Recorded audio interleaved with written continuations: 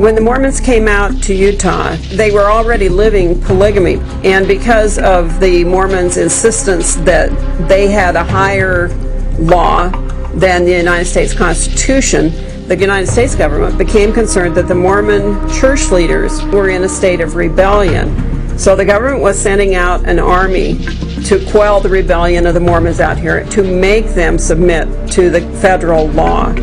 And so there was great tension here amongst the Mormons. And at the time that this happened, one of the Mormon apostles, Parley Pratt, had gone on a mission trip back to Arkansas.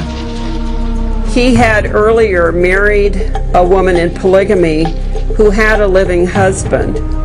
When Pratt was back in Arkansas, this woman's husband traced him down, and with an accomplice came up on Pratt when they were riding down the road on their horses, came up and fired on Pratt, and they killed him. So this was an angry, vengeful husband taking vengeance out on Parley Pratt. Well, word came back to Salt Lake that Parley Pratt, one of their apostles, had been killed in Arkansas, and of course one of the things behind the killing was polygamy. In April of 1857, about 147 immigrants left northwest Arkansas en route to California.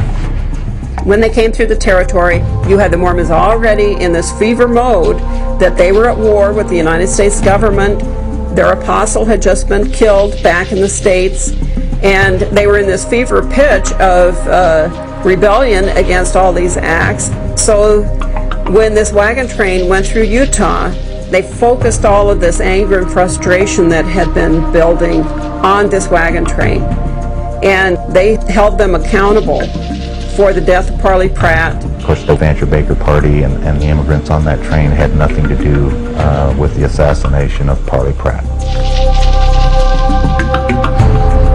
On about September 5th or 6th, the wagon train was attacked by what they believed were Indians. The immigrants circled their wagons, dug defensive pits, sank their wagons down. They were then held under siege for about 5 days without being able to get water. After that time, a gentleman named John D. Lee approached the camp under a flag of truce, offered them safe passage if they would agree to lay down their weapons.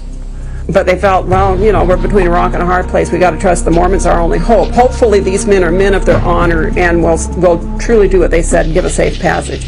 And so they arranged for the wagon train to line up with the wounded from the earlier attack in the wagons going first, then children in wagons, and the women, and behind them were the men. And they had Mormon men come out. One Mormon man stood next to a non-Mormon guy from the wagon train in this long line of people, and at a given signal, some men in ambush jumped out and killed the wounded in the wagons, and children above the age of 8 and all the women. Each of the adult men had a male Mormon escort. They turned and executed the men. The men walking single file next to a non-Mormon man just turned and shot point blank at these unarmed men. And so within just a couple of minutes, over 120 people, women and children and men, were wiped out in this massacre.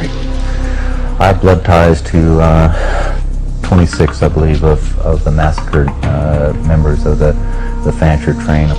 My own great-grandfather participated in the Mountain Meadow Massacre, well, on both sides of my mom's family. On the one side, I've got the Brigham Young side, and Brigham Young evidently set up the scenario for the massacre to happen. And on the other side of my mom's family are men that actually participated in the massacre. It was partly brought about because of polygamy, in that Pratt's death was a polygamous situation. Also, the federal government was sending out troops because it felt the Mormons were in rebellion and trying to stop polygamy in their political agenda. So polygamy was behind all of these issues. But the Mountain Meadow Massacre is one of the really dark spots in Mormon history. September 11th seems to be a bad day for innocent people to be slaughtered, and a good day for religious extremists to act on.